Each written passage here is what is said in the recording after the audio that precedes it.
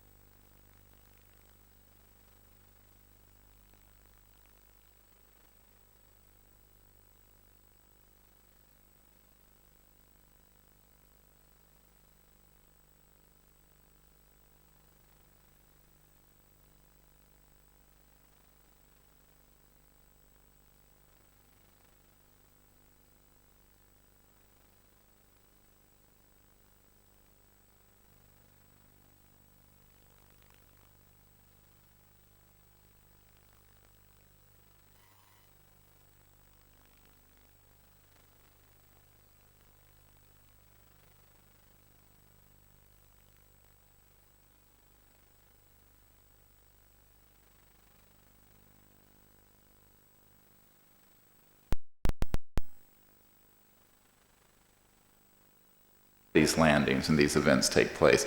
Now, it sounds like a bunch of nonsense until you think about the fact that the distance of material universe and the speed of light are such that the speed of light at 186,000 miles per second is too slow. You know, even the closest planet we have, Mars, on average is about 1 hour away at the speed of light. So that if you had a robot type car or rover on the surface of Mars, and it was about to go over a 2,000-foot cliff. By the time it sent the signal back to JPL, and JPL corrected its course and sent the coordinates back so that it could take a right turn, 2 hours at least would have elapsed, at which time you'd have a $2 billion piece of scrap metal at the bottom of the cliff. So even to explore our closest planetary neighbor, the speed of light is just altogether too slow. So that by definition, any interstellar capable civilization will have to have begun to utilize technologies which go through military complex, so I don't know whom. But how can we be sure that this will come to public within the year 2000 or something like that you mentioned?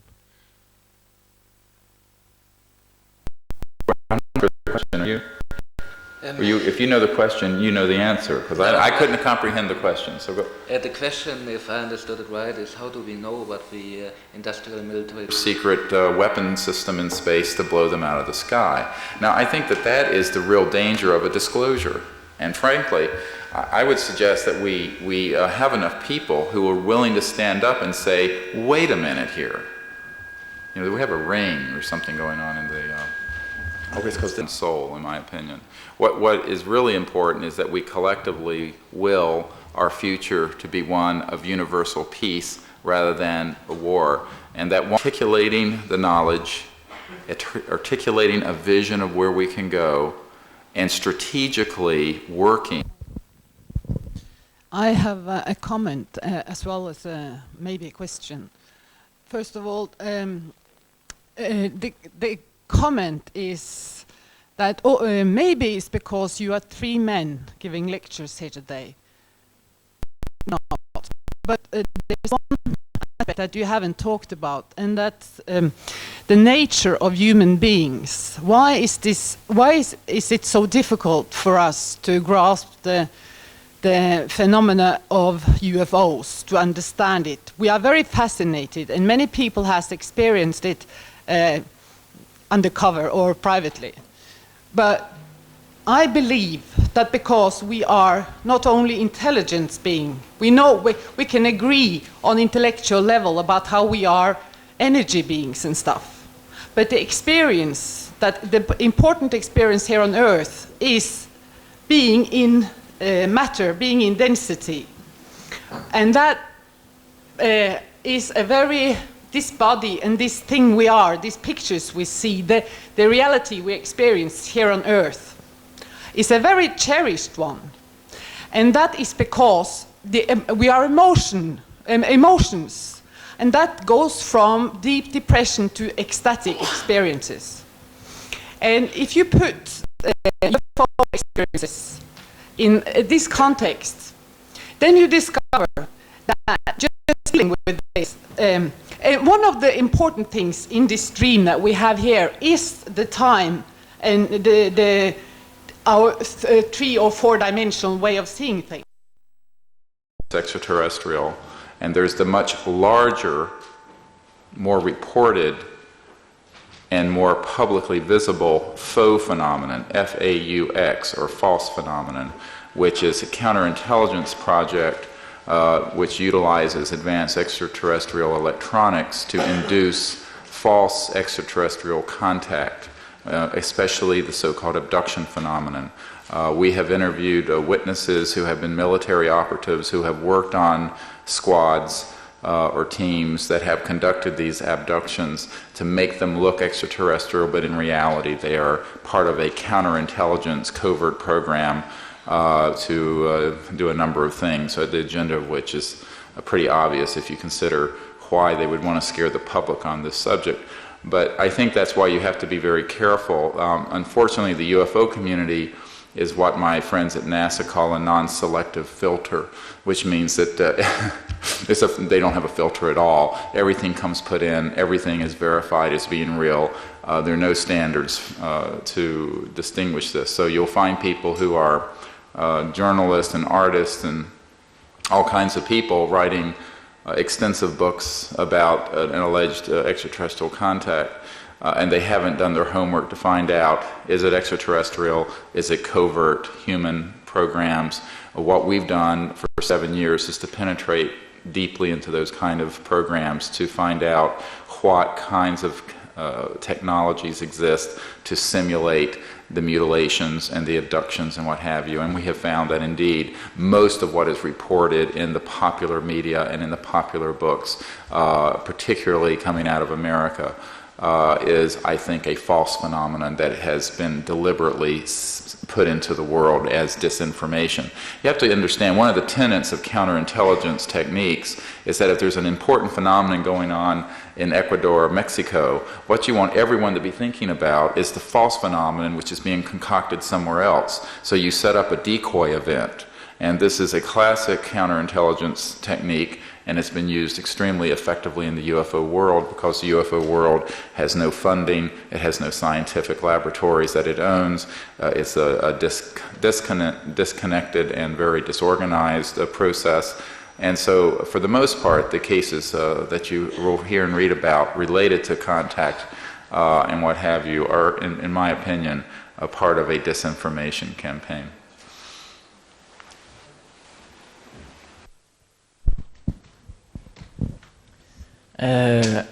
Everyone I've been talking to believe in UFOs, but the one thing that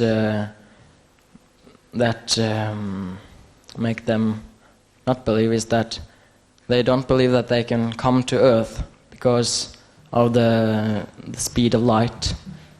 And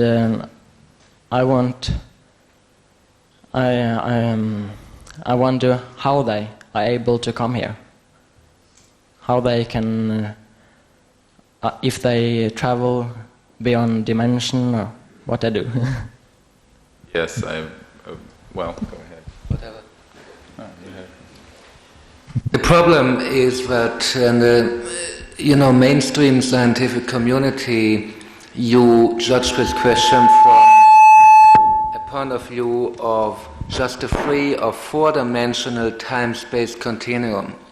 But in the very moment you deal with, let me say, quantum physics, with the more fringe areas of the latest physics, including the Einstein model, including David Bohm and so on and so far, you realize that we don't live in a 4-dimensional universe, but in a 8, 9, 10, maybe more dimensional universe, and you have a way to cover these distances not in the 3-dimensional space or 4-dimensional space-time continuum, but in a shortcut through another dimension. And there is, for example, the theory Albert Einstein formulated that gravity is distorting the space-time continuum. And in the very moment you build up powerful gravitational fields, you can warp, so to say, space and go from one place to the other in 0 time. Also, keep in mind, people need to have enough humility to recognize that 1997 Earth science is not the apex of all knowing in the universe. That most of what there is to know, we do not know. And most of what there is to yet be discovered, we haven't discovered. And that, indeed, important, I liken the question, or not your question, but people's reaction that you've encountered, which is quite understandable, to the Aboriginal in Australia seeing an F-16 fly over at faster than the speed of sound, and looking up at it and proclaiming that it was a hallucination because he didn't have the understanding physically of how to send something that weighs hundreds of tons propelling at Mach 2 or 3 or what have you through the atmosphere. Now, this is very much like, I don't know if you saw the movie The Gods Must Be Crazy. The Gods Must Be Crazy, a very good parallel. Someone throws a Coke bottle out of an airplane flying over the African jungle, and some Aboriginals pick it up, and they turn this thing into such a thing of power and mystery that they start having wars over it and debates on it, and it's something that came from the gods, etc., and so on. And I think in many respects the way that we've reacted to the phenomenon is very much like that. We're behaving like the Aboriginals who picked up the Coke bottle. I think a more important thing to point out is that However, the phenomenon, the data is there to support that it is real. Then the question becomes, how can we understand the physics behind it? In point of fact, those physics have already been understood. And I don't want to go into more detail than you probably want to hear, but keep in mind that the speed of light is probably not a constant. It's not a constant, and it can alter. Beyond that, you can transcend the speed of light by dropping out of the time-space continuum of material three-dimensionality that we currently have. For example, one of the members of my team is a doctor in Colorado who is flying a private plane near Blanca Peak, which is a 14,000-foot mountain in southern Colorado, the same mountain where we had an ET encounter a few months ago. And a very large craft came up along beside him in broad daylight, the sun shining off of it. It was metallic. He assured me that if he went up to it and tapped on it, it would have gone ting, ting, ting. However, it hovered along beside him and then took off and flew towards Blanca Peak. It proceeded to go into the mountain. Now, he was expecting a horrible crash, a huge explosion. But instead, it blended and went into the mountain. Now, people say, well, this is impossible. I said, well, no, it isn't impossible, because it's been observed many times. The CSETI research teams have seen these objects in the same area going right, in broad daylight, going right towards the mountain, and for all the world, looked like a collision was going to happen and just flip right into the mountain. What is happening is that the technology exists to put that whole material matrix, which after all is only energy. All solid matter is really some form of energy, and to put it out of phase with regular matter so that it crosses through a solid substance and then hovers and goes inside a hollowed out base inside the mountain. There are many of these bases around the world, and they do the same thing underwater. But the physics are there, and theoretically is there to understand how this can happen. Now, I'm going to go one step further. This is going to blow your mind. If I go too many more steps further, you're going to throw me out here. But the fact of the matter is this. A witness in our team who's a military guy at Nellis, who'd been at Nellis Air Force Base back in the early 60s, and who had an extraordinary encounter with one of these UFOs while he was operating the radar systems on a mountain right near had the interesting experience independently of being on a spiritual path where he was learning through the Rosicrucians to astrally project. You know the word astral projection. In other words, to send his subtle electromagnetic body out of his hard physical body. Now, a lot of people debate whether this is possible. I'm certain it is, and it's been recorded since time immemorial that people have this ability. I personally had this experience last night. I was astrally projecting outside the hotel. I don't know why I had that happen last night, but I did. But he was telling me that he was having this experience, and he was laying in his meditation, and for the first time, he was successful in projecting his subtle body out of his hard physical body, and he went out. He went right out into the atmosphere and slammed into an extraterrestrial spacecraft just about to come through the crossing point of light. Okay, and they were still in that sub-electromagnetic phase, so that they were primarily in what you and I would call, in the vernacular, the near-astral realm. And this is true. He slammed into it, it rocked the entire craft. The ETs turned to him and said, "My God, why don't you watch where you're going?" And now, true story. This is true, and I know that this actually happened. And what happened in that case is that the extraterrestrial vehicle, which if it were back into this phase, or dimension if you want to call it, I don't speak of dimensions because I think it's a misnomer, back into this phase would have been a solid object that had technological devices. If it landed on your foot, it would have crushed it and you would have felt it, yada, yada, yada, yada. But its technology had flipped it into a phase that you and I would identify as this, like an aura or a near astral phase, and that is what it goes into. So they go in and out of this crossing point of light. And the crossing point of light is a very key thing, because when you go through the crossing point of light and you cross that veil, it's like going through the sound barrier. We never thought we could do it before we did it. What you do, what you find yourself in, is this near electromagnetic field, which is very, very close to what you experience when you're having a flying dream. And so when you're traveling in that state, you're not traveling in linear time-space, you're traveling through a aspect or dimension which permits travel through vast distances of space at multiples of the speed of light. Now, so if you can, put that into a short explanation to your friends, maybe they'll understand.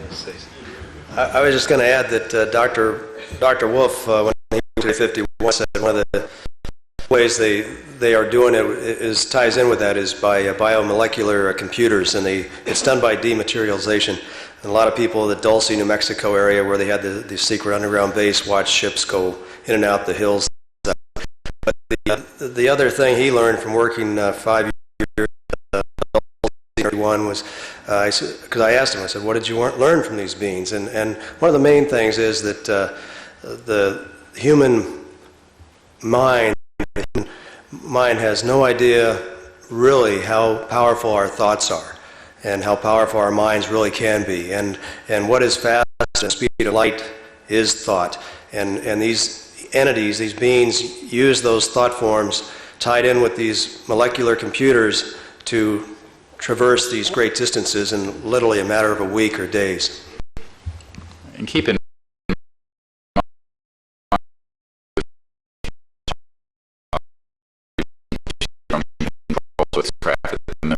that the telemetry systems are being modulated through computers and computer models, but that they are interfacing with thought. So that if you want to say this is a computer and I want to turn this on, I don't have to touch it or speak to it. I think to it, and it turns on. Same thing with these spacecraft. They're wired into the thought process. Now, I know this sounds like science fiction, but it isn't. Our research teams have used this in our protocols, where we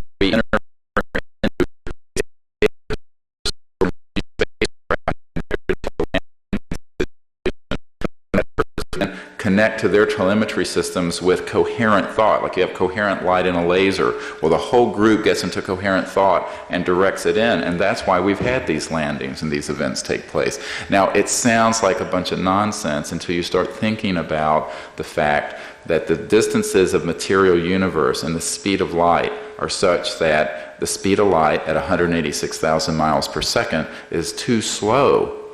Even the closest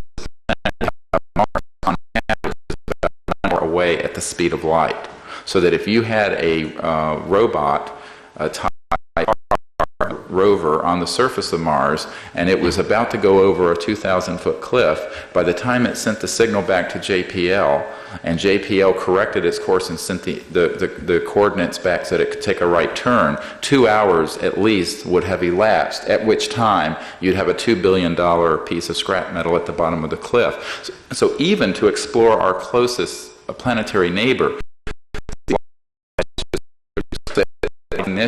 any interstellar capable civilization will have to have begun to utilize technologies which go to you and to me. They're going to look like things that you would read about in a mystic's handbook, but it just turns out that that's exactly right. But think back a few hundred years. Imagine going to someone 200 years ago or 300 years ago and showing them a flashlight or a hologram or a laser or the simplest device that we have today and take for granted. It would be magic to them. In fact, if you went to Salem, Massachusetts 300 years ago, you'd be burned at the stake as a witch if you possessed a flashlight, because it would be considered supernatural and therefore they would have killed you. So we have to have enough humility to step back a little bit and realize that in a universe that's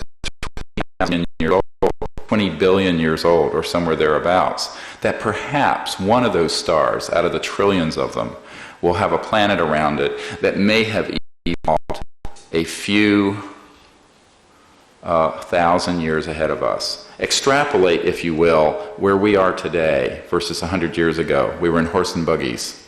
Now go forward thousands of years at that exponential rate of technological development. It boggles the mind. And so you have to begin to realize that these technologies are going to be utilizing laws of physics, laws of the universe, which in the non-covert world have not even begun to have questions asked about them yet. Bak der først. Knut Hen.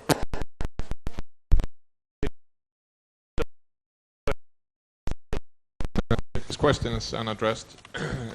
Just wondered, there's been a lot of leaking of information from, I don't know, industrial. But are you sure that this will come to public in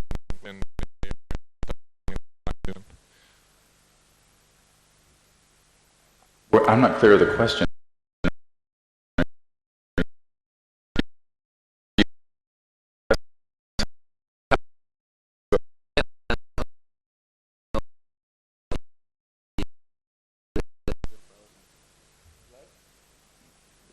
I see what you're saying. Well, I would put it right way the other round. The right way the other way is that it'll come out when we insist that it come out.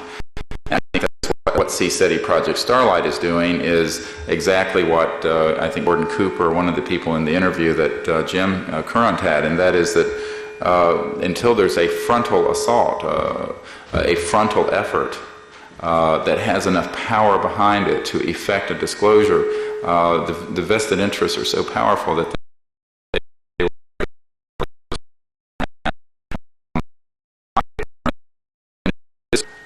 there's every indication that instead of it being a disclosure that is based in a hopeful vision of the subject, it will be a disclosure that will be deliberately signed on Independence Day. In other words, oh yes, we're not alone, but they're hostile, and we need a few $1 trillion from the world economy to build a super secret weapon system in space to blow them out.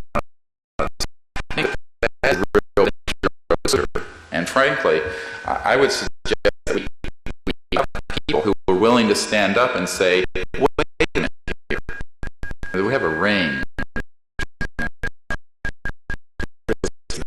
And so I would strongly suggest that we consider trying to get the subject to come out ourselves so that we can somehow the military-industrial complex, which has a huge vested interest in militarizing the relationship.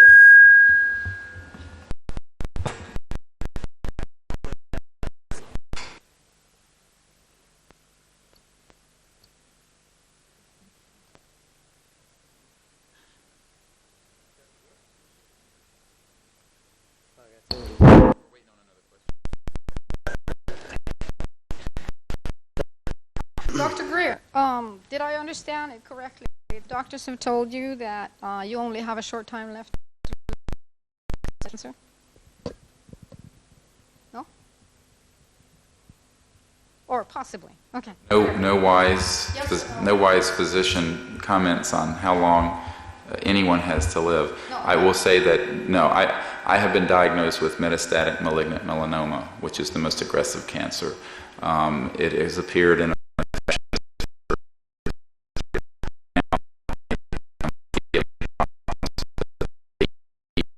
assistant has metastatic cancer, and it's gone throughout her body now to the point that she may not live more than another few months.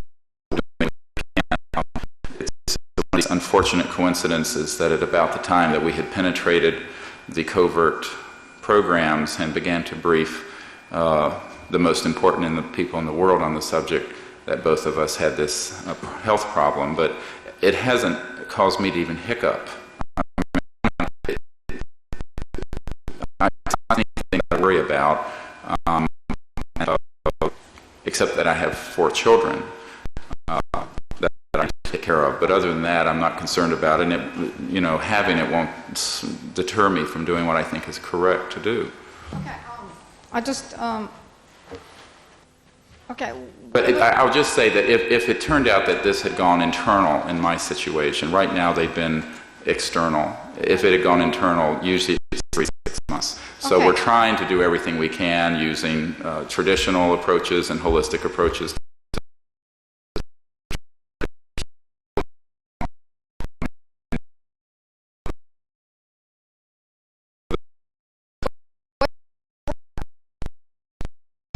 Conference here in Norway, right?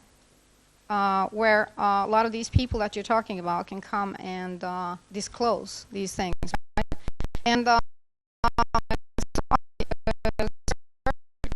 list here, and a lot of people have signed up to start working in coalition or with Coalition for United Peace, right? And the list is up there, and I have more here. And how's that? Good. People, you want to do that? What I would say about that is that no individual. What's important, because we're really all one soul, in my opinion. What is really important is that we collectively will our future to be one of universal peace rather than a war, and that won't happen unless people get involved.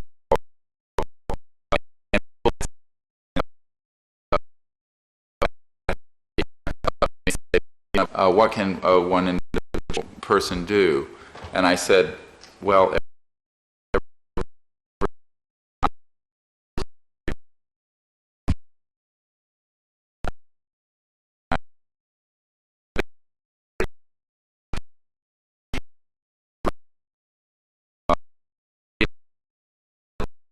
and strategically working with other people in coalitions make a huge difference in the world. And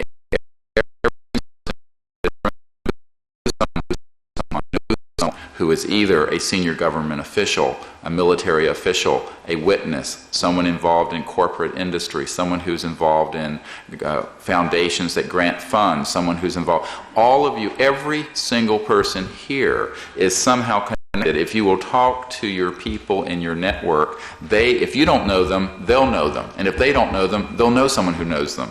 And literally, this is how what we have achieved has happened, is that I have been clear in telling people that in a way, people say, well, this sounds like a very elite thing, you're going around with people and this and that. I said, no, it is not. It has all been set up. The meeting with the CIA director was the result of someone hearing me in a lecture telling someone else about the talk, who was a good friend of the director of Central Intelligence, who then set up the meeting. Literally, all of these things have happened. All of our witnesses have come about that. My uncle designed the lunar module that landed on the moon, took Neil Armstrong to the moon. He was the senior engineer. So I had an interest in those networks. Subject, he was able to help, and other people in aerospace have been able to help build this network of evidence and witnesses and contacts. And that's what I think you can do in Norway. And Norway is such an incredibly important country because of its tradition of championing issues related to peace, issues related to disarmament, and what have you. And I think that for that reason, that in this audience today, I am quite certain that there are people who could help move this forward in a quantum leap, and that's what my appeal is. Yeah. Yes.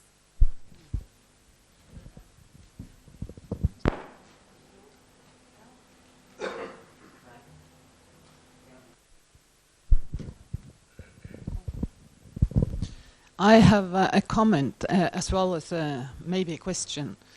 First of all, the comment is that maybe it's because you are 3 men giving lectures here today. Maybe not. But there's one aspect that you haven't talked about, and that's the nature of human beings. Why is it so difficult for us to grasp the phenomena of UFOs, to understand it? We are very fascinated, and many people has experienced it undercover or privately. But I believe that because we are not only intelligence being, we can agree on intellectual level about how we are energy beings and stuff. But the important experience here on Earth is being in matter, being in density. And that is a very, this body and this thing we are, these pictures we see, the reality we experience here on Earth is a very cherished one. And that is because we are emotions. And that goes from deep depression to ecstatic experiences. And if you put UFO experiences in this context, then you discover that one of the important things in this dream that we have here is the time and our 3 or 4 dimensional way of seeing things. It's very important, and we like it very much, and we have done for thousands of years. So if we want to kind of change this, this is a traumatic experience, not only for us or the military guys who might be on top of the hierarchy of power, but for everyone. At some level, this is very traumatic to understand that you can actually dissolve this material and you can drive through other realities and find out yourself being at a different corner of this vast, endless universe. So this aspect of emotions, I don't think we know too much about it so far. We haven't gone too much into it. The question I have is about what you called zero-level technology, which, Stephen, that you said was kind of conscious connected technology. In that case, there shouldn't be any danger that we could use it because we're not developed that far yet. What is your question? I just asked it. Maybe Stephen understands it. I know what you're saying, and in point of fact, I wish it were that way. But the zero-point field of energy, as well as technologies that interface with conscious intelligence, are very definitely can be used in a malignant fashion and can be used in ways that are harmful. There are, at Los Alamos, I know that there is a program that operates 24 hours a day that engages in what you might call psychic warfare. There are programs that are utilizing technologies that interface with nonlinear reality and the zero-point field and thought that are attempting to create diseases, that are experimenting with all kinds of crazy, it's like a mad scientist nightmare. But yes, it can be done. And the point I make is that when you insert the human condition into this, and you're very correct in pointing this out, you're inserting human will, and human will can utilize any technology and any knowledge for the good or for the bad. And I think that what we have to do, knowing that humans are always going to be imperfect and there's always going to be shades of gray, is to resolve as a species not to utilize these new technologies and this new knowledge in a way which further causes warfare or is used for weapons of destruction or for negative purposes. This can only be done by people knowing they exist and then determining that they won't be used this way. It can be done. For example, the zero-point energy devices, which by setting up counter-rotating electromagnetic fields helps tap into a vast reservoir called this zero-point field of energy. These devices are relatively simple, but they can be used for rather naughty purposes. I think eventually, once this is proliferating around the world, that they will need to be somehow tied to a global system and monitored so that if they are tampered with, they go offline and don't function anymore.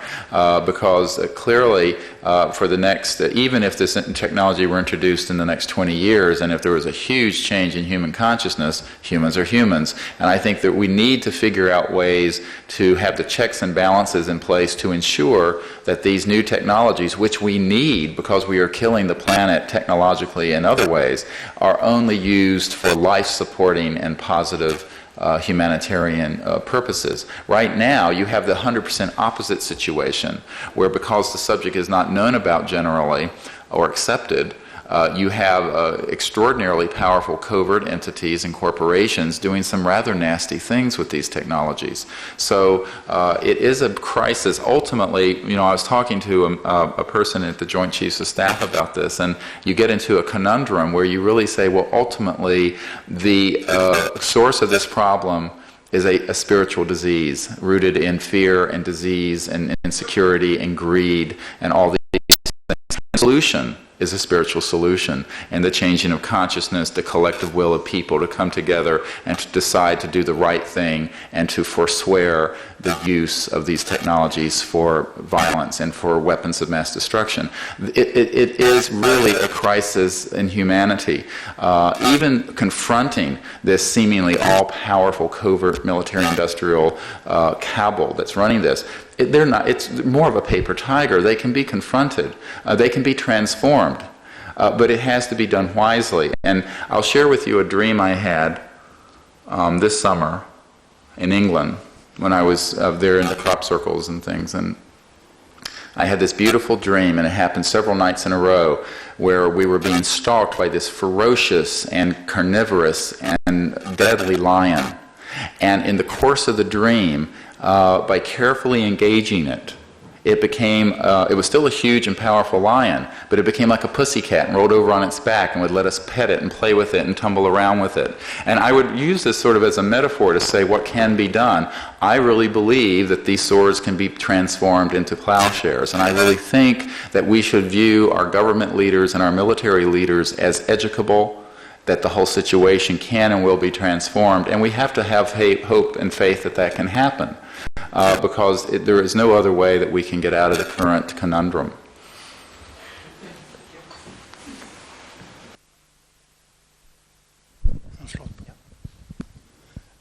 Jim Courant mentioned the Ica stones in Peru. I understand there is another interesting and unexplained phenomenon, the so-called Nazca lines and Nazca figures. What is the panel's view on this? Thank you. Actually, I visited Peru last year, and I was flying over the Nazca lines, and I did some research there on site. And one fact, which is rather unknown in the public, is that under the Nazca lines are big subterranean passageways, which you can't enter because some of them are just blocked.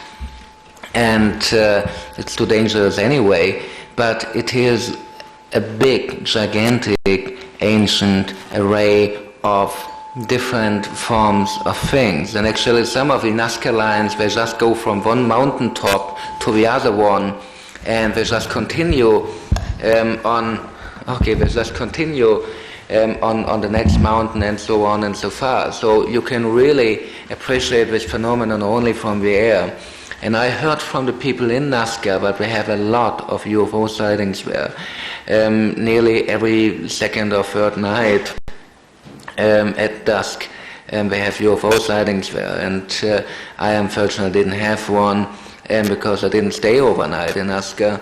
But I can tell you that there's no conventional explanation for the Nazca lines. A German archaeologist, Maria Reicher, who is a very respected and wonderful lady who spent all her life cataloging the Nazca lines, she originally had the theory that it might be a big astronomical calendar, but she already gave up this point of view and now says it is a mystery, I don't know what it is. And the theories they had for the last decades about Nazca were everything from an ancient sports ground, but we really had to make big jumps because it goes from one mountaintop to the other. So the ancient Peruvian sportsmen had to jump for 300 meters, and I don't think they were so good at it. And now we have the new theory, it was a procession array, which is nonsense too, because you can't make a procession over a canyon, and so on and so far. So we really have to admit we have an unsolved mystery in Nazca.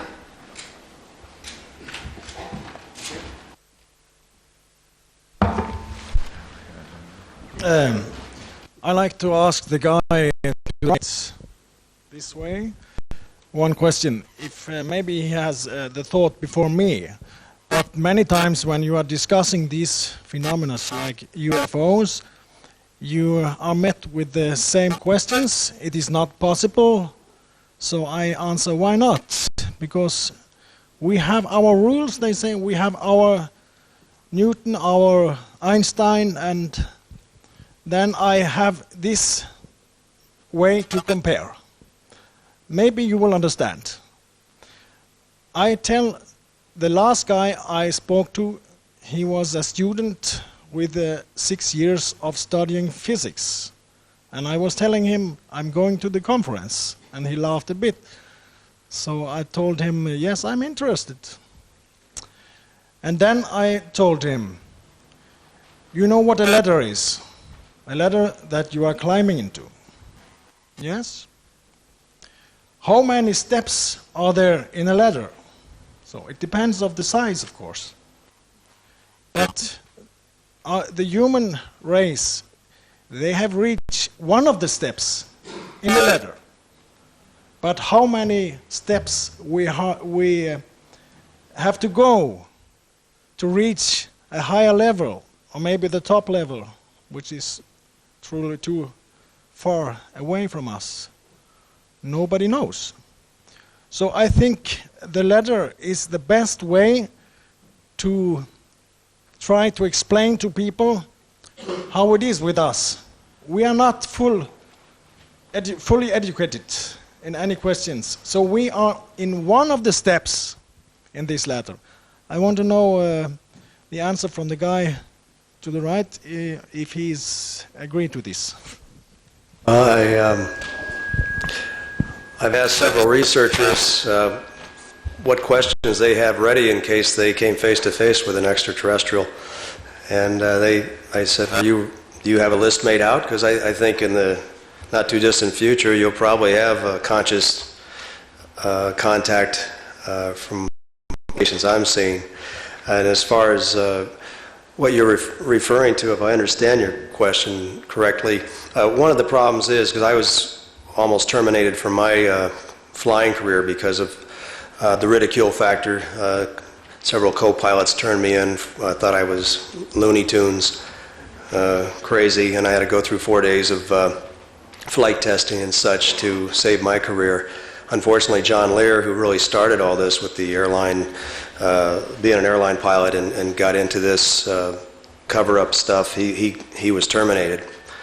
So that a lot of people ask, why don't pilots report more of what they see in this regards? And that's why it's a pretty high casualty rate if you take it too seriously. And considering there's probably 350,000 airline pilots worldwide right now, and there's only about 3 of us that are actually speaking on the subject. And one of the pilots is a debunker, so it's not a real high position to be in, I guess. But you have to realize the old statement of a person convinced against their will is of the same opinion still. You just can't force the information. You just have to kind of put it out and take them to the fountain, and they drink if they want to.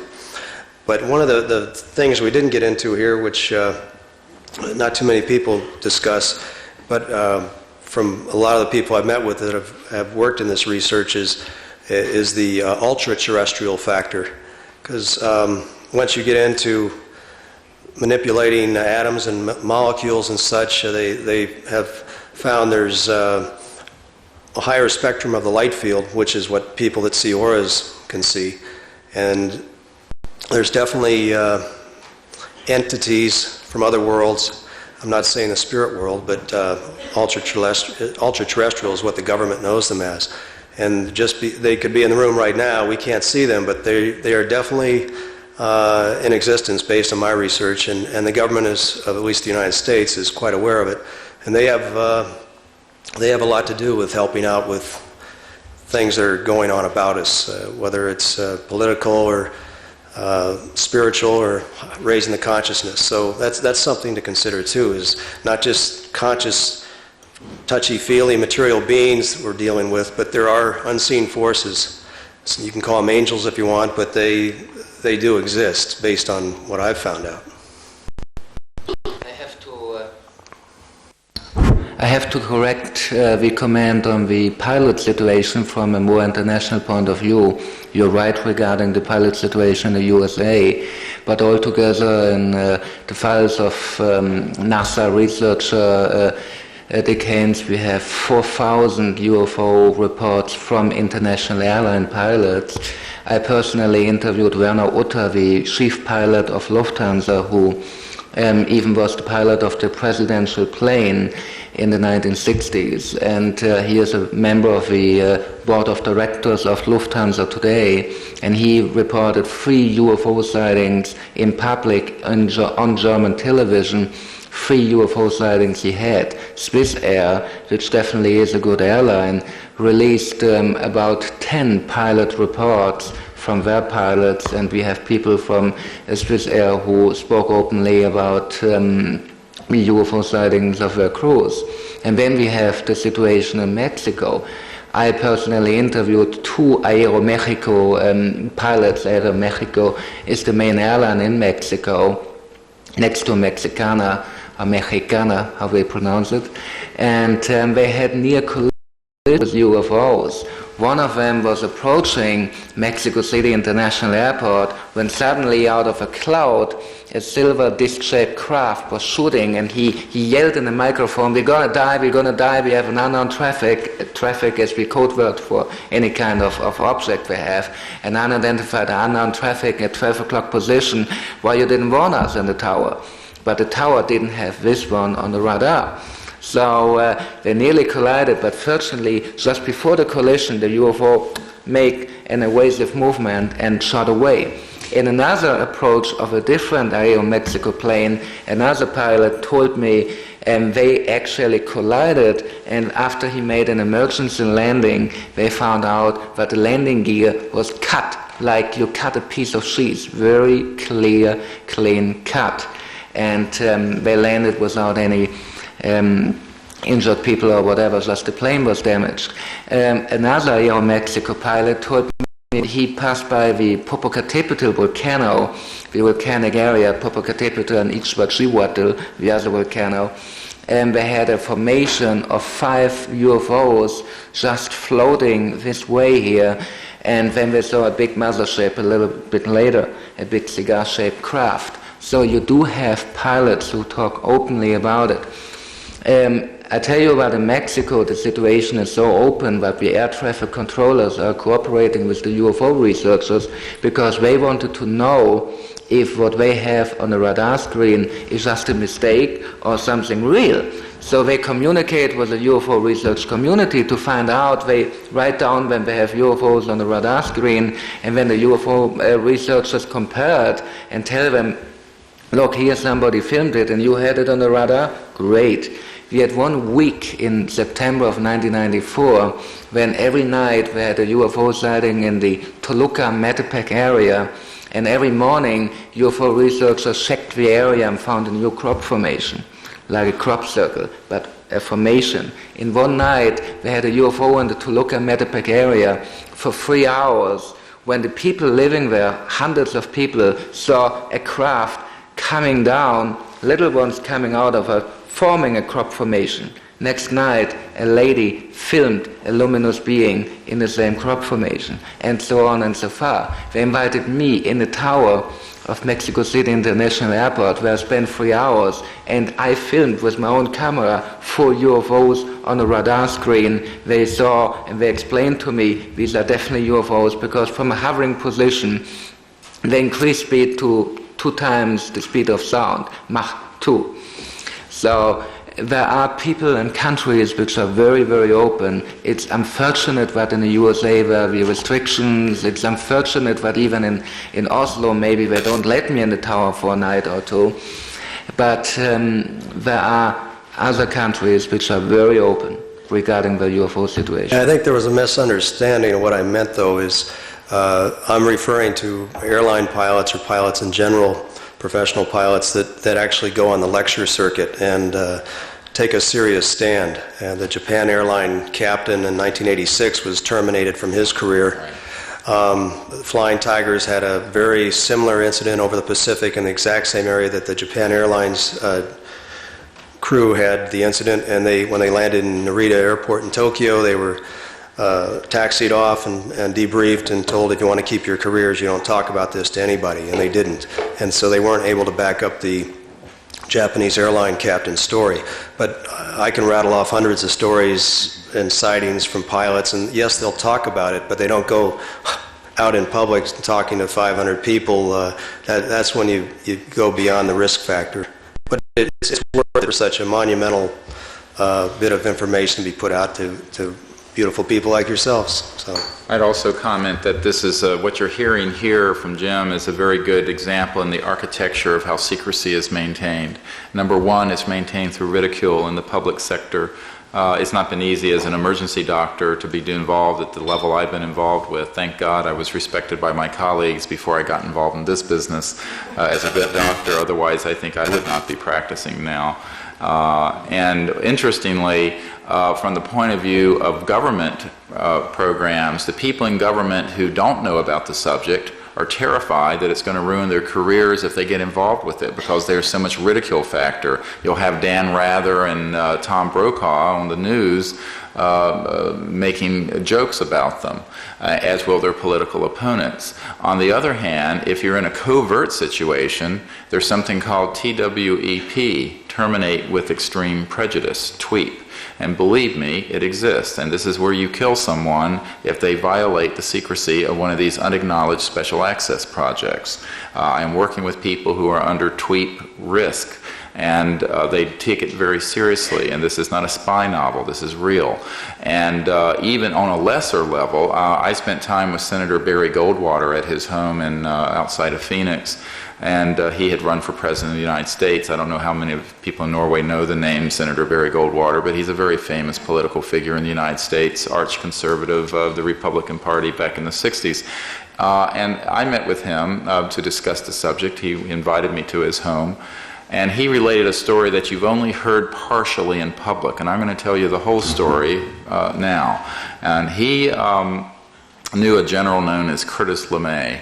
And Curtis LeMay was the general who said we're going to bomb the Vietnamese back to the Stone Age with nuclear weapons if he had a chance. But at any rate, he and Curtis LeMay were good friends. Barry Goldwater is a general in the Air Force Reserves, and of course Curtis LeMay was a general in the Air Force. Well, back in the early 60s, Curtis LeMay, this general, was at that time commander of Wright-Patterson Air Force, extraterrestrial biological entities, and Goldwater asked Curtis LeMay, because he had heard through other people in the Air Force that there was something called the Blue Room, where there was a large amount of this evidence and extraterrestrial material stored. And he asked Curtis LeMay if he could get in there and see it. Now keep in mind that this is a senator in the United States Senate who was on the Armed Services Committee. These are the people who write the checks for the military in the Senate. Curtis LeMay turned to him with an absolute serious tone and said, Barry, well, actually he cursed at him. He said, God damn it, Barry, I can't even get into that area. And if you ever ask me about it again, I will personally see that you are court-martialed. Now, I asked Barry Goldwater, was Curtis LeMay joking, saying this to a senator who was running for president or was about to be running for president of the United States? And he says, no, he was serious as a heart attack. And he never asked about it again. Now, I mean, that is how serious this subject is. This is the biggest secret in the history of the world. And believe me, people laugh and ridicule the fact that, oh, well, if this were real, we'd know about it. So, this is seriously, extreme measures are being used to keep it secret.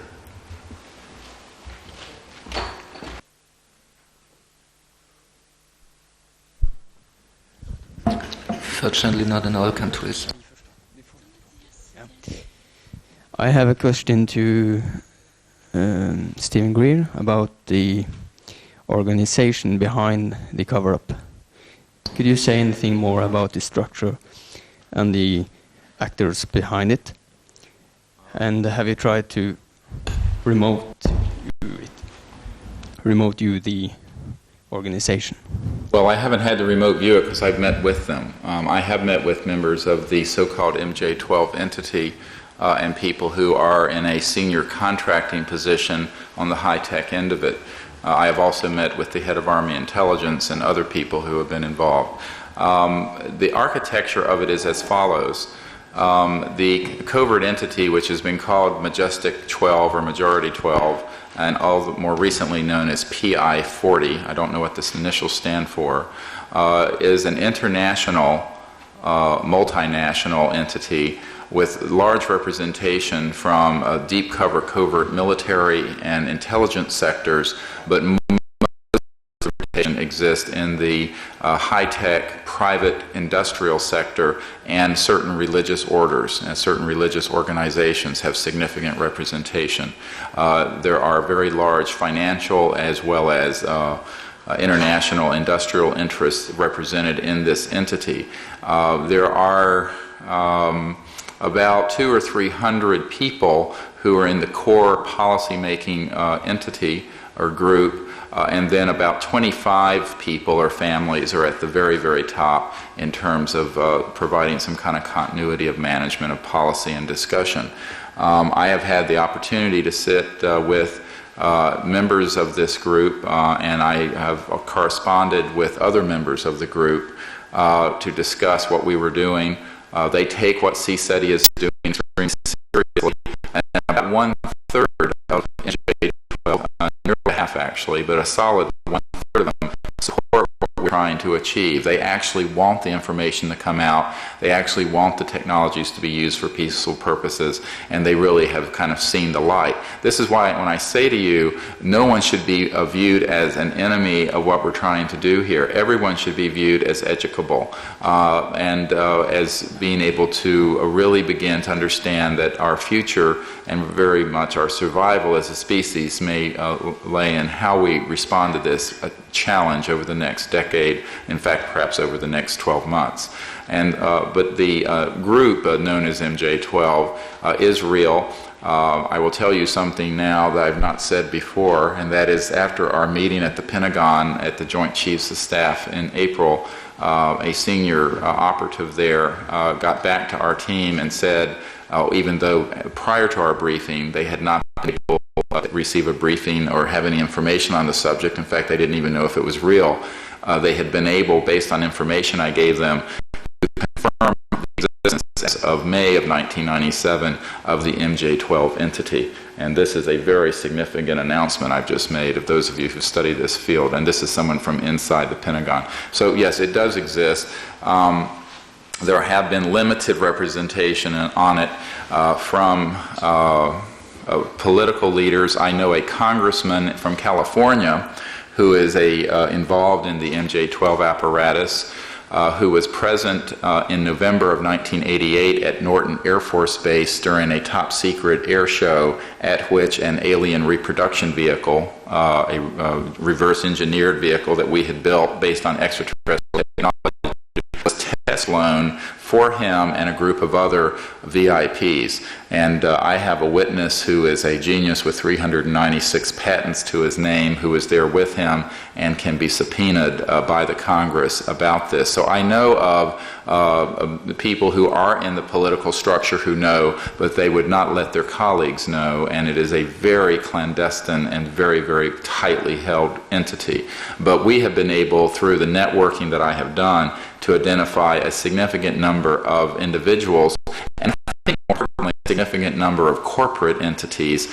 You saw on this one clip that Jim had that they showed all the materials that have been reverse engineered, such as fiber optics and lasers and what have you, and that is true, by the way. I knew about that 6 years ago and was speaking about it publicly 6 years ago, long before Philip Corso made his book announcement, because I'm working with people who've actually worked in these areas and were involved in these projects. But the corporate connection here is very significant, and you have to understand that if you really want to keep something secret, you privatize it. And I mean that quite literally. No one knows the formula for Coca-Cola, and no one's going to find out. And if you really want to keep a secret, you give it, contract it to a corporate entity, because then you've got double secrecy. You've got top secret, compartmentalized national security authorization that is extended into the private sector for groups like Lockheed and Northrop and E-Systems.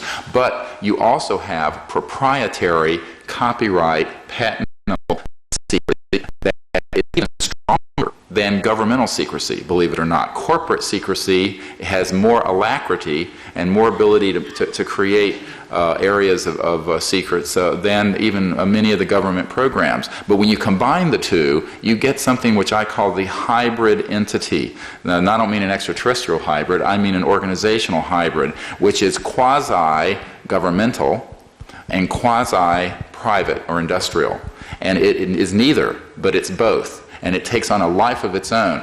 Eisenhower, when he left office in 1961, his last speech to the world, to the nation, said the following in so many words: beware the military-industrial complex. The reason he made that statement, which is one of the most famous speeches of any U.S. president, it was made by a five-star general. It was made by a conservative Republican, two-term president. But he knew. I have people on my team who are witnesses who worked with Eisenhower, as did Corso. He knew about the subject. He had seen the extraterrestrial materials and debris. But somewhere between 1954 and 1957, there were massive breakthroughs in technology, and it was seized by the industrial private sector and a small group of people within the covert apparatus of the military-industrial complex, and they began to lie to the president. I have a witness who will state on the record before oath, testifying before the Congress of the United States, that when the president tried to find out about the status of these projects, he was routinely lied to. It was stolen out of the normal checks and balances of the constitutional chain of command from the most powerful superpower in the world. Now, this is exactly what happened, and it is for that reason that it is still something which sends a chill through the people who know about it. For example, if you don't know about the subject and you're powerful in the world and you're arrogant, you'll say, well, this subject can't be true, because if it were, I'd know about it, because I know everything. And that's how some people react. But once you find, I've had meetings with those kind of people, but then you have another kind of person. They realize it's true, or they come to realize it's true. They are so terrified that it is true that they leave it alone, because they say, if there's an entity that has this and has the power to keep this thing the way they have, I'm not going to grab that tiger by the tail. I'm not going to get involved. So they get paralyzed with either fear or denial. So what we're looking for are a few good men and women who are willing to not respond to fear or denial, but come together in a coalition and move this thing out into the public, and we're certain it can be done. Thank you so much. I said half an hour discussion. We have soon reached 1 hour. And I see the audience is 3/4 full, so it's very hard for me to set an end on it. Nevertheless, there are four more people on the list, so please be short, and we finish afterwards. Just one more. Knut, ikke der. Det var venninnen først. Vær så god. Is there a kind of a cooperation between the U.S. government and the aliens to that?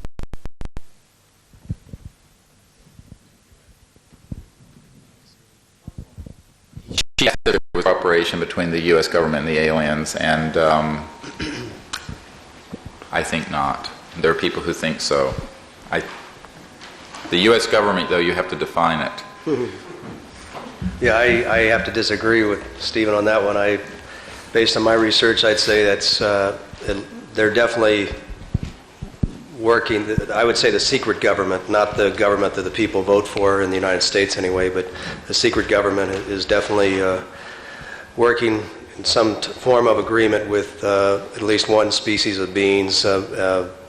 Some high-level people I've met with said that it could be up to four groups. At least they know of at least 4 groups coming here. They definitely got one agreement with one race.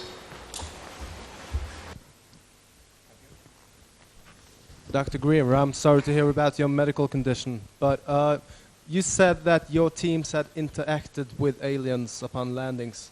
Was that correct? Yes. And so how come you didn't show us any video footage of that? Or was that supposed to be the collage at the beginning? Well, some of it's in this collage that we put together. Some of the ones that you saw were actually from some of the expeditions that we have been on.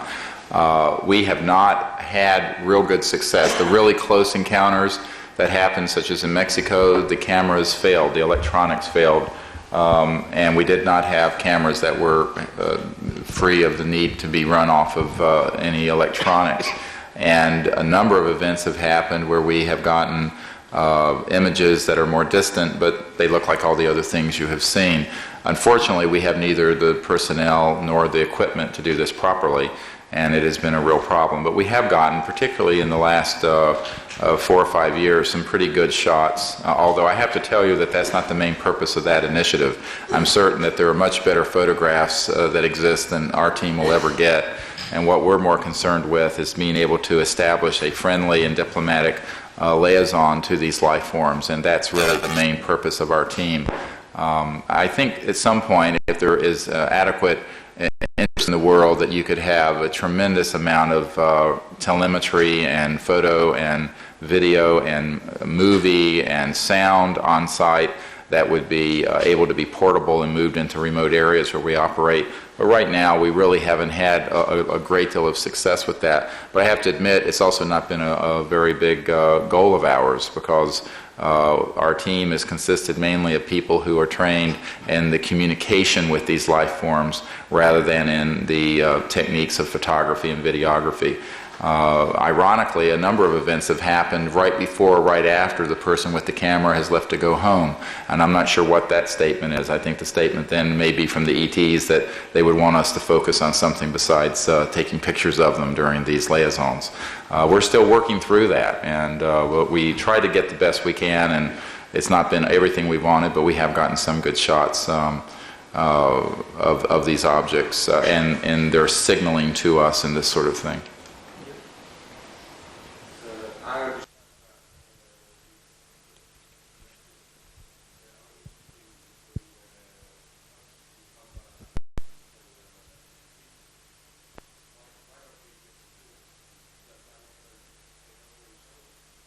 Because it would never teach us a lesson. In other words, it's like I have I don't know if you have children, but sometimes you have to let them skin their knees, and sometimes you have to let them make their mistakes. And if you don't, I think that if it was a piece that was enforced upon us, that it would be an artificial one that would crumble as soon as the motivating factor were removed. I think that evolution requires that as a organism, humanity mature into an adult form of functioning, which is capable of resolving differences without warfare and violence. And I think that they are very eager that that happen.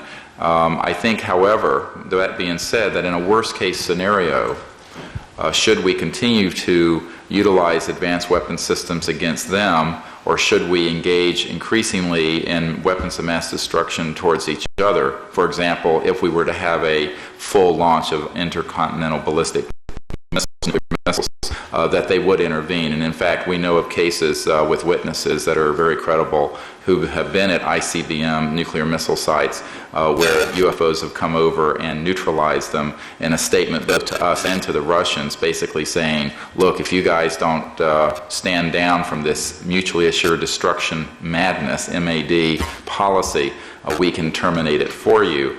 So I think there have been a few things like that done, but as a general rule, they were really wanting us to mature through this ourselves, because otherwise it would be artificial and short-lived. Actually, the public reaction on a kind of alien contact, landing, whatever, was one of the major concerns in the beginning of the cover-up.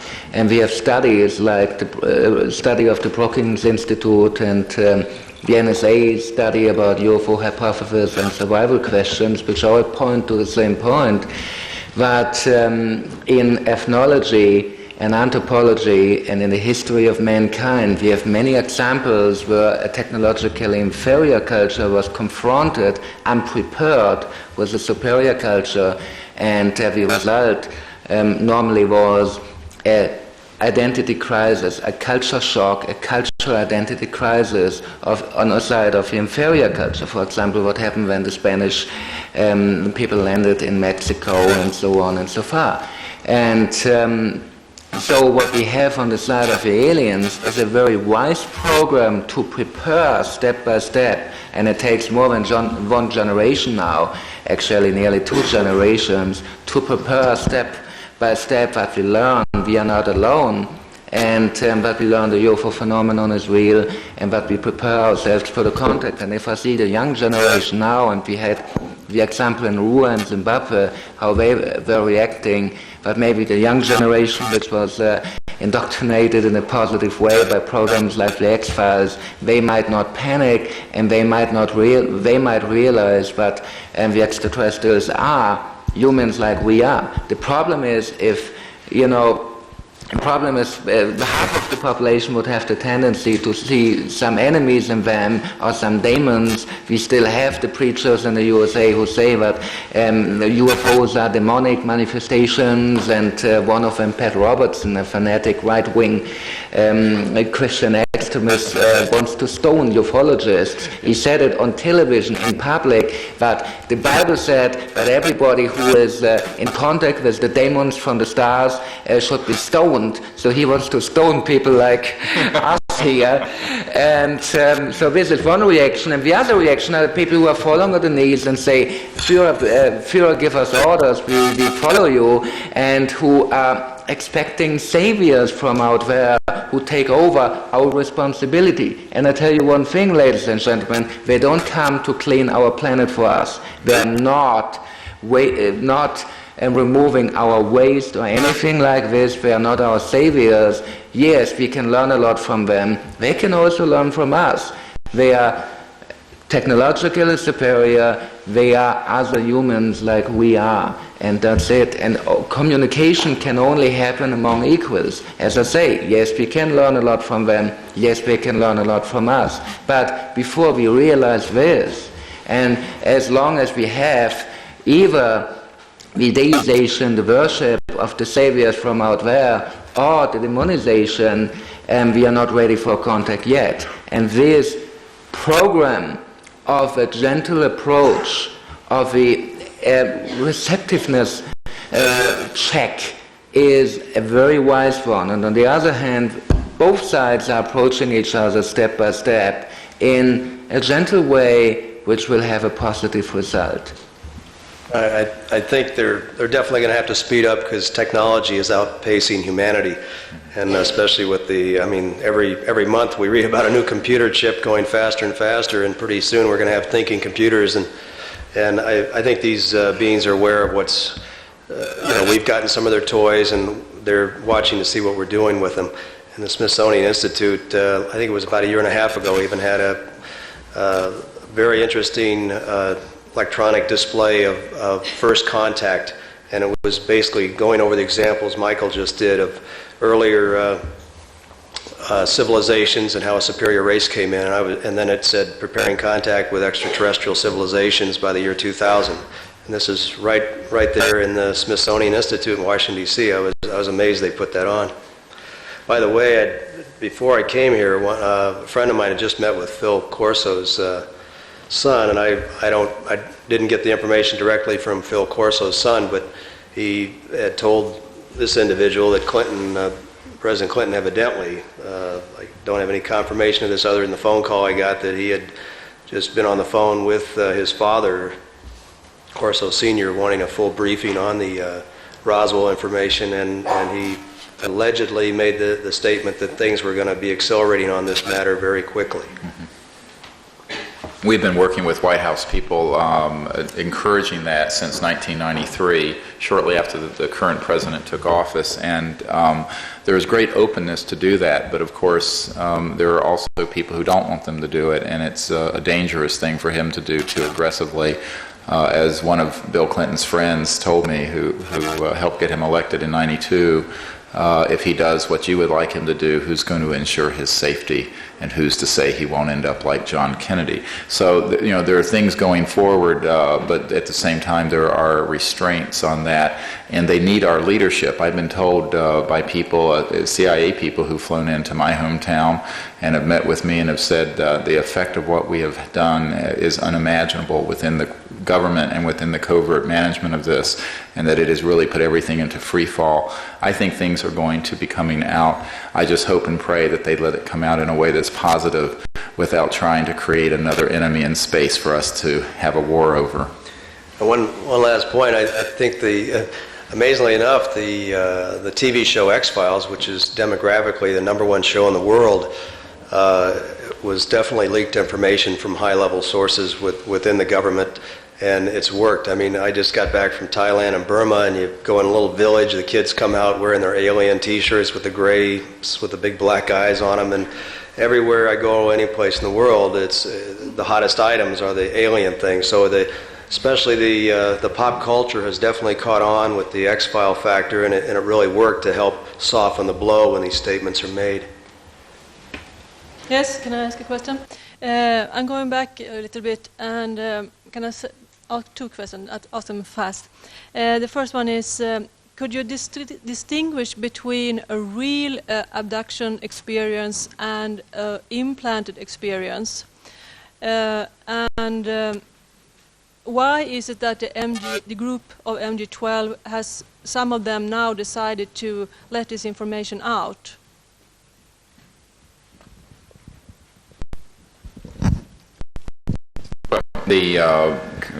I don't personally believe there's ever been an abduction. I think there have been contacts. One of the reasons I'm involved with this is when I was 18 years old, I was hiking on a mountain and had a CE4, close encounter of the fourth kind. But it was not an abduction. I think the things that the syndrome which Bud Hopkins and others describe are with the prodromal paralysis, the psychomotor paralysis, the abduction, the alleged medical things. Most of that, I think, are covert paramilitary operations, and I don't think it's too difficult to distinguish between the two. I know many people who've had direct contact with these objects who are credible. None of them describe the so-called abduction scenario. The abduction scenario is, I think, as it's currently described. By the way, the word abduction is a criminal act of kidnapping. So I think the term itself is xenophobic, and I never use it in association with the actual UFO phenomenon. We don't know what to say, even if they claim to call it that. I think it's a very dangerous, slippery slope, and we should be careful in the words we choose. But I think that in general, the degree to which people have the psychomotor paralysis, the sort of sense of terror, a free-falling sense of loss of control, et cetera, and so on, as part of that syndrome, those are all things that can be induced electronically and chemically, and have been for over 35 years, almost 40 years. So I think that I'm personally very skeptical about many of those types of reports, and I see in it that it's been spun in a direction to try to create fear in the population and doubt, and to confuse the actual contact experiences with the false ones. And that is how you would do something like this in a counterintelligence perspective. Same thing on the fetus thing? Yes. The other question you had was? Why the group MG12?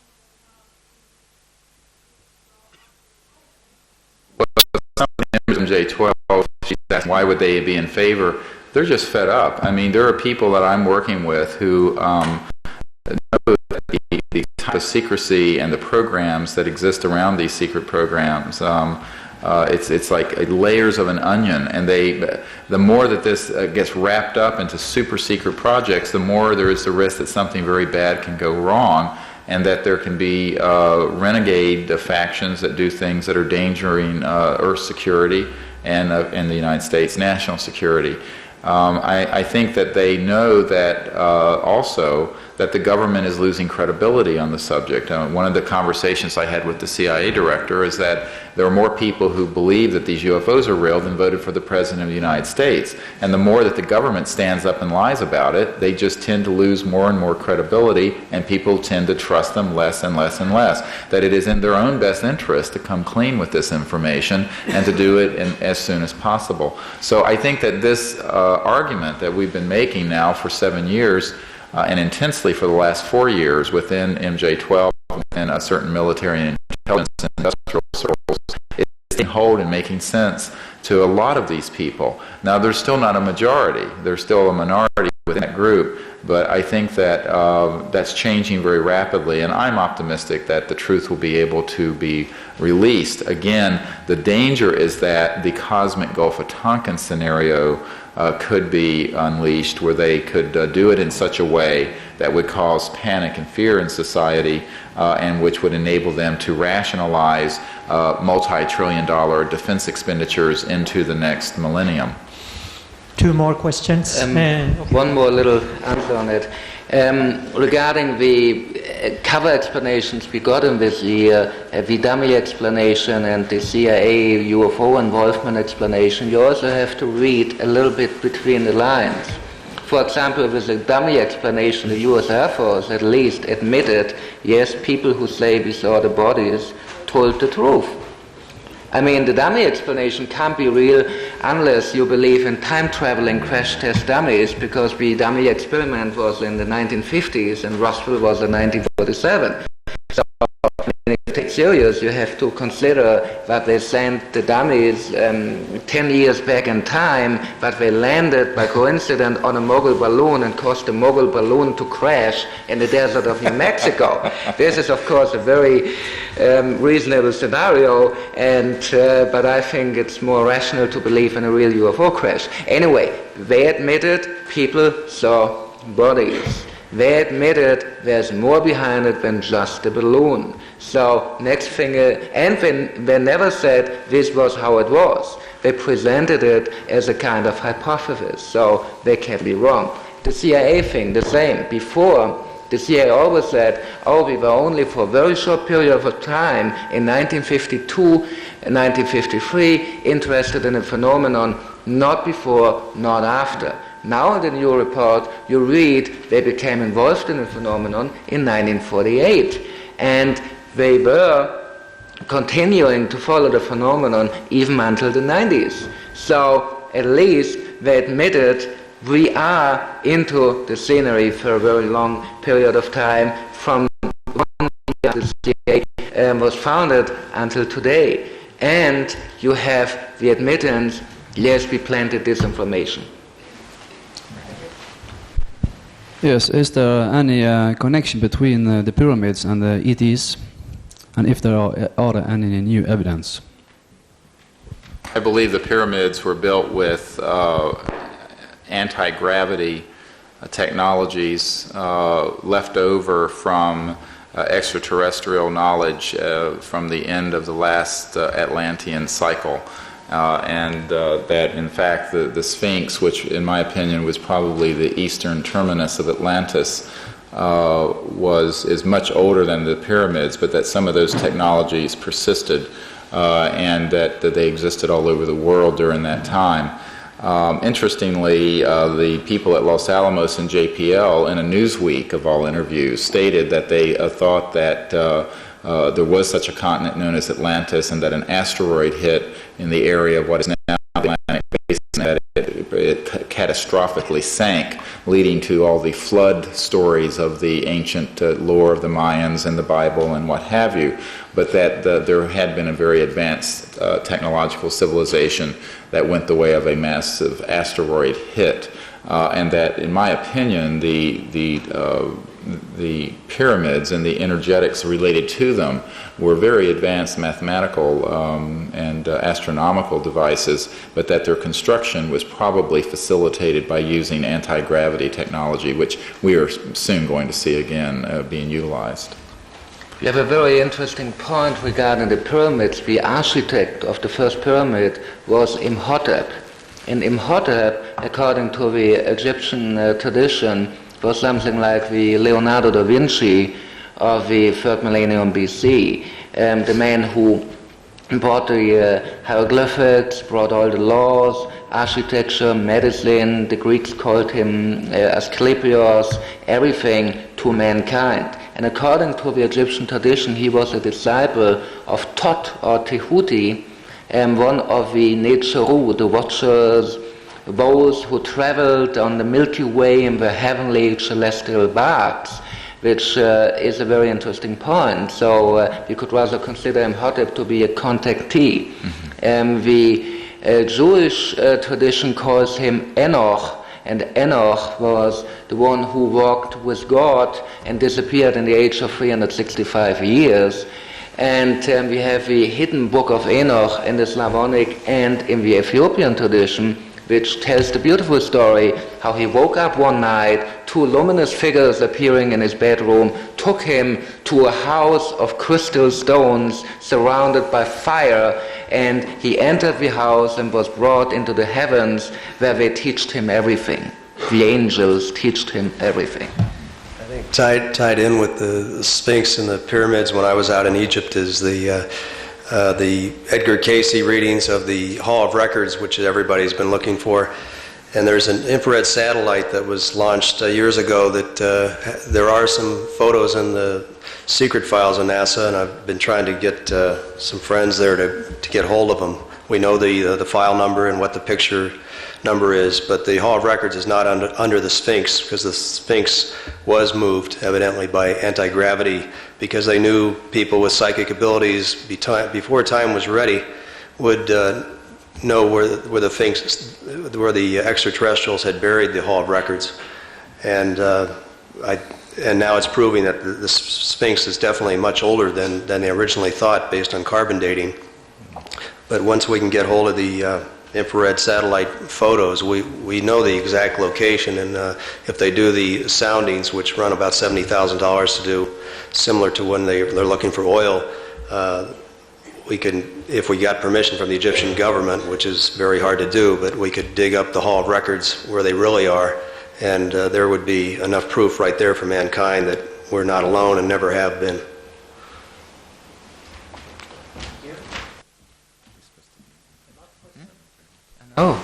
Yeah, I have a question for Jim. You spoke about the ecostones and a major change of consciousness around the year 2012. Could you say something more about that and the link between that change and the aliens? I think there's a major change in consciousness going on right now. Just my own feeling is the second coming, and I'm not a real religious person in the sense that,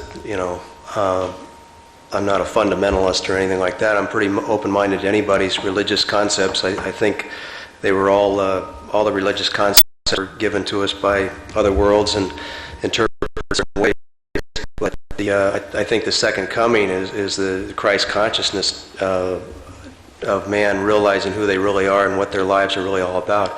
I don't believe this life is our only one. I never really thought much about it, but since I've been in this research for a long time, I think this Earth life is just one of millions of schools throughout the universe, and I think we continue. And the consciousness is growing. And the ecostones kind of they need to be on the cover of every major magazine in the world. They are just a fascinating discovery, but they've been hushed up since 1962. So, thank you. I have to say that it has been extremely interesting, and I'm also glad that the lecturers are keeping their seats and answering questions. I'm sure we could just continue hours more this night, but we will continue tomorrow instead, where the same audience is here as answering your questions, and there is some other lecturers also tomorrow. So I thank you for coming, thank you for paying attention, and thank you for your contribution so much.